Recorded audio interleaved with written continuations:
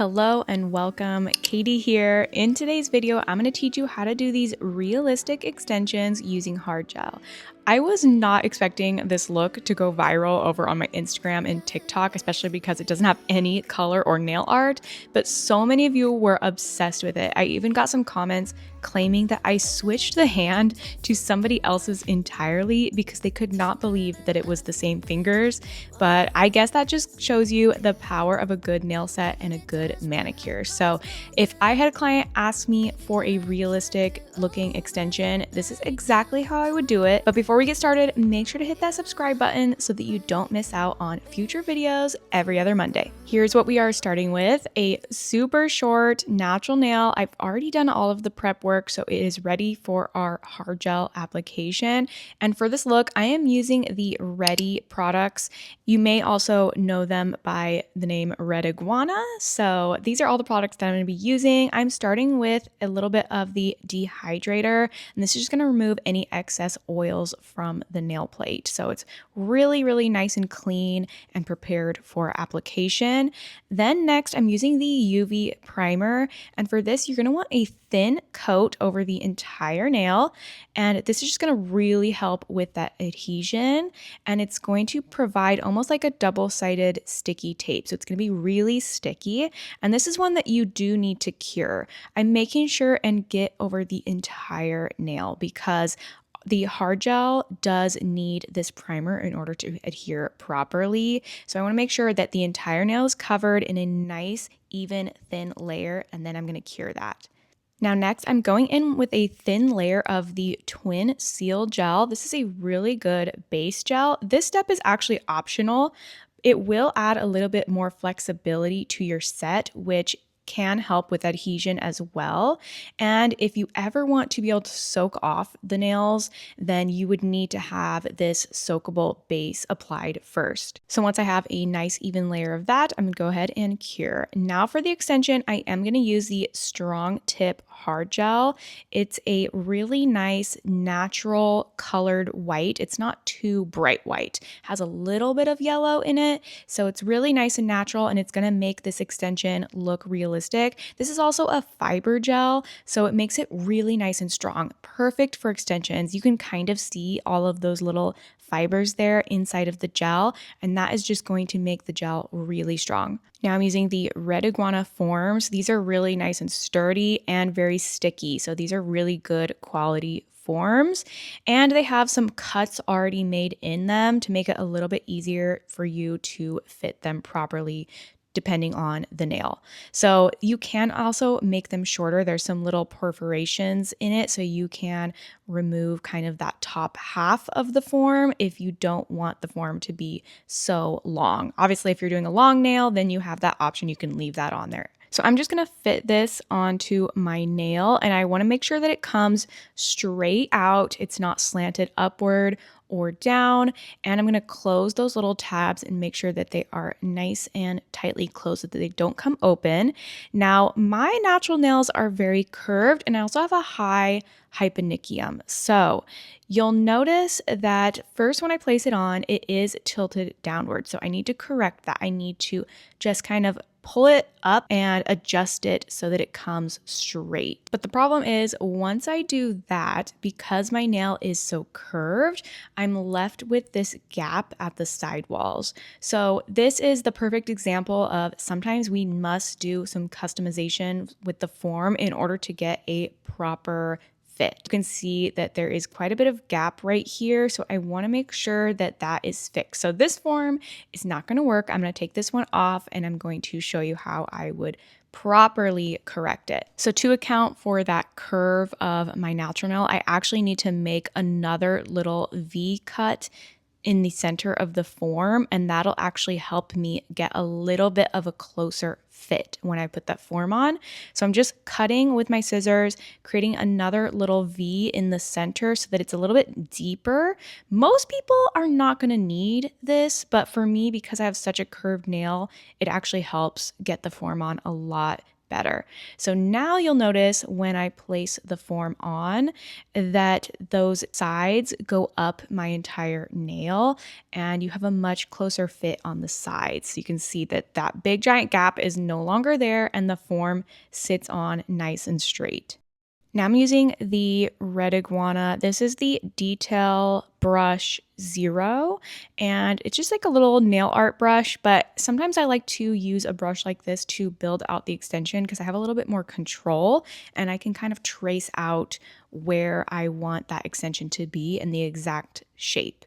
So this gel isn't super runny because of the fiber, so it makes it really nice to do the extensions. And again, it's really nice and strong. I've never had a client actually break a nail when I use this for an extension. So I'm going for kind of like a rounded almond shape, making sure it's connected all the way from side to side. And I overlap my natural nail a little bit, again, just to make sure that it's fully connected to the nail. Then I'm going to go ahead and cure it. I place my thumb in the lamp like this so that it gets cured evenly from side to side. After that, you can go ahead and remove the form. I'd like to pinch it and then pull it out from underneath. It just kind of helps release it from the gel. Now going in with the L6 round brush, also from Red Iguana. This is a really nice brush. I've been using this brush a lot, even for other products. Like this is a really good round oval type of brush. So I am just going to add a little bit more of that strong tip just for a little bit extra color. Like I want the color to really look like a natural nail. So I'm just adding a little bit more to the free edge and brushing it up ever so slightly so that we have a little bit more thickness on the edge and a little bit more color. If you were doing a super short nail, you might not need to add that extra layer. Now I've gone ahead and cured that. And then for the rest of the nail, I'm going to build the structure with the crystal clear hard gel. So if you wanted to use a pink, you could, but it's going to just add a little bit more color to the nail. And if we want it to be really realistic, I'm just going to use clear so that we can see that natural nail all the way through the hard gel. So I'm brushing that on the nail in a nice thin layer. This is what we call our slip layer. And then I'm dropping a little bit more product onto the nail so that I can build that structure. And that slip layer is just going to help it kind of melt and self-level into each other so that we can get a smooth surface. By the way, if you want to try out any of these products, you can use my code Katie10 from the Red Iguana website, and you can try any of them and get 10% off. Okay, after everything's been cured, this is what we're left with, and now we can do our finish filing and shaping. I'm using a 180 grit file for this, and I am first going around the perimeter to get the general shape that we're looking for and do any shortening. When you create your extension, it's always good to go a little bit longer than what you want the final length to be, because when you do this step with the shaping, it will end up getting a little bit shorter. So if I was to make it the exact length that I wanted, it would actually become shorter than what I wanted after I did my shaping. So always add a little bit of extra length just in case to give you a little bit of room. And so I'm just going around the perimeter again to get this nice rounded shape. And then I'm going to work up the sidewalls and make sure that we don't have any excess bulk over there, because that can usually be what makes the nail look too thick or too bulky. And so I'm just smoothing that area out and then going over the surface just to get a nice smooth finish. Then I can finish with a buffer as well if needed, and that'll just go over the entire thing and smooth everything out. Now I'm going to cleanse the excess dust really well and use my cleanser to clean it off. And then we can finish with our top coat. I'm using a glossy top coat.